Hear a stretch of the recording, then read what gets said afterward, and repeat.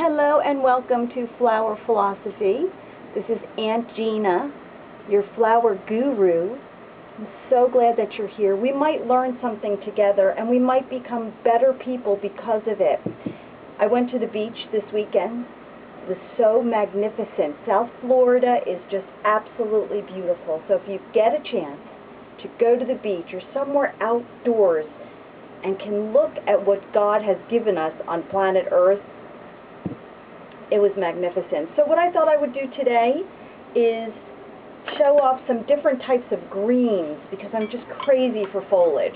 So I went in my backyard where a lot of our treasures do exist in our own backyard, and I cut a bunch of different types of greens to show you how wonderful they are.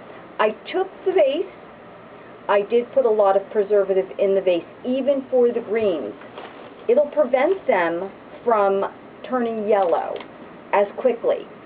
So you want the greens to be nice for your flowers, and you want to be able to make a flower bouquet right out of something that you already have. Maybe you have some bougainvillea growing in your backyard like I do here at my office. Now at the house, one of my friends doesn't like it too much because there's thorns on it.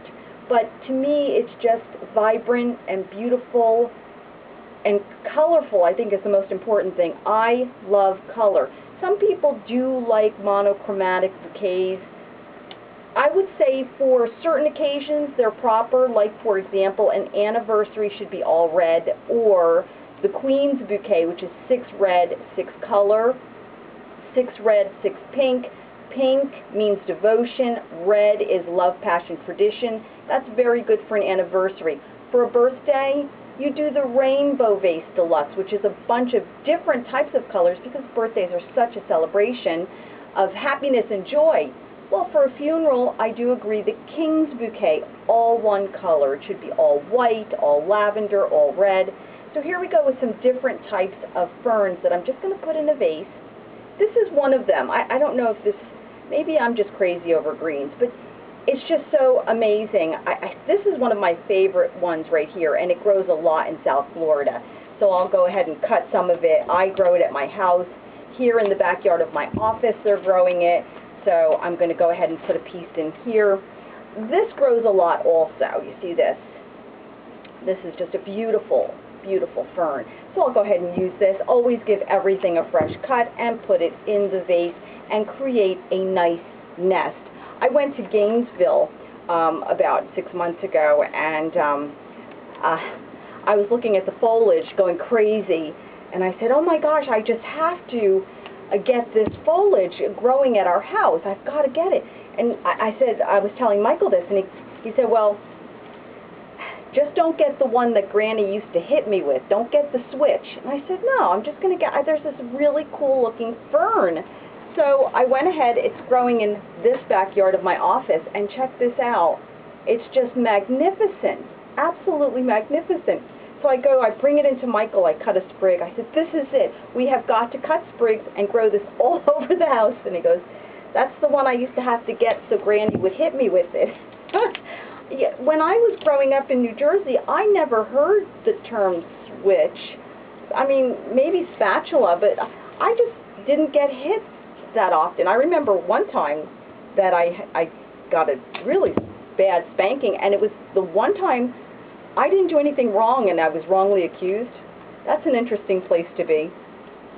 Anyway, these things happen. Our parents do the best that we can. I know that I did the best I could when I was raising my 2 beautiful stepdaughters, my sweet angels, and one of them just reached out to me. She sent me, it was very interesting because of course I had a dream about her, and it was a wonderful dream. And 2 days later, 2 days after the dream, she contacts me, and it was so nice of her. So she was thinking of me, and I was so happy to hear from her. This right here is also wonderful. It's just so pretty.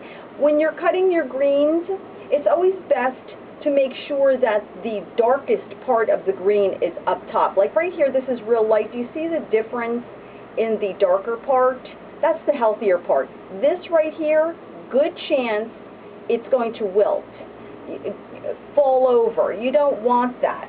So I go ahead and use this. I pull off some. It's already fresh cut.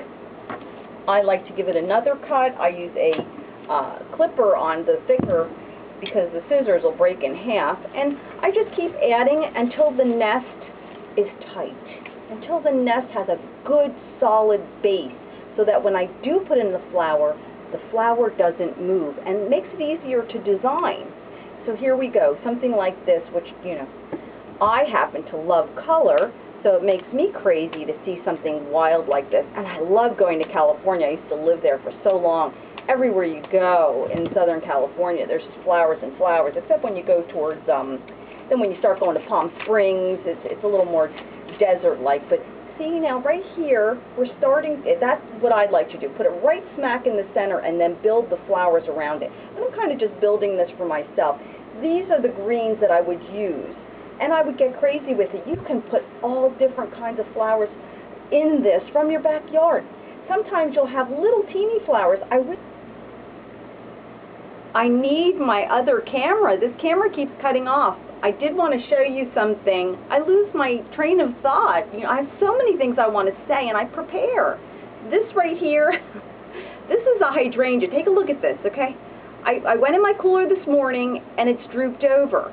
So what am I going to do about it? It doesn't mean that the hydrangea is not absolutely wonderfully healthy. It means something happened inside the cooler. Either it was too cold or it didn't drink properly. So I'm going to do an experiment and show you tomorrow. All you have to do is turn it upside down and soak it in water. It should completely come back to looking like this hydrangea. So we'll see about that. We'll take a look in the morning. One of the things I wanted to say, my mantra for today, because my TV show, the third one, really helped me.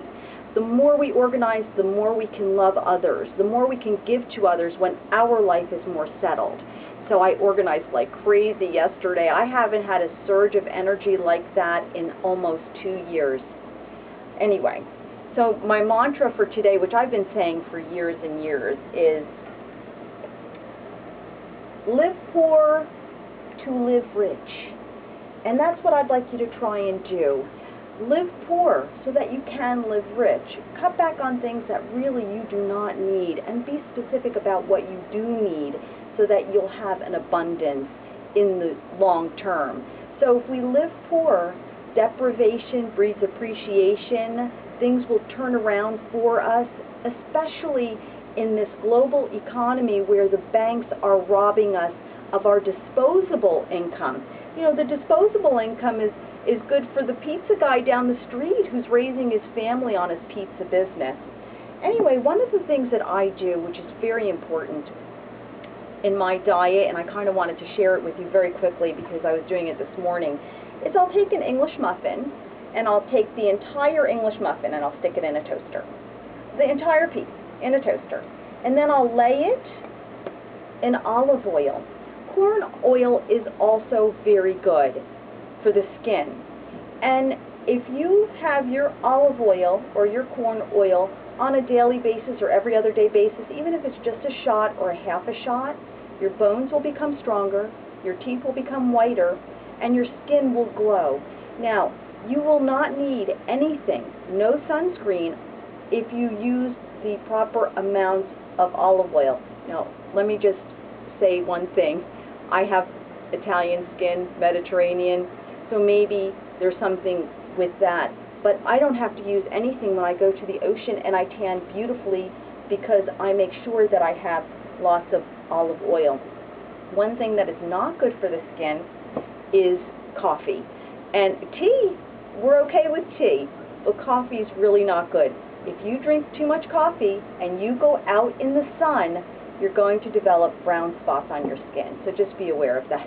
I'm just doing everything I can to stay as healthy as I can. And if you look behind me, you can see my vitamin. This thing right here is filled with vitamins. And one of the vitamins that I take that are really, really good are prenatals. I know that sounds crazy to some, but it's really not. It really, really works, and I'd like you to try that. Look at these magnificent pieces of glory that the Father gives us.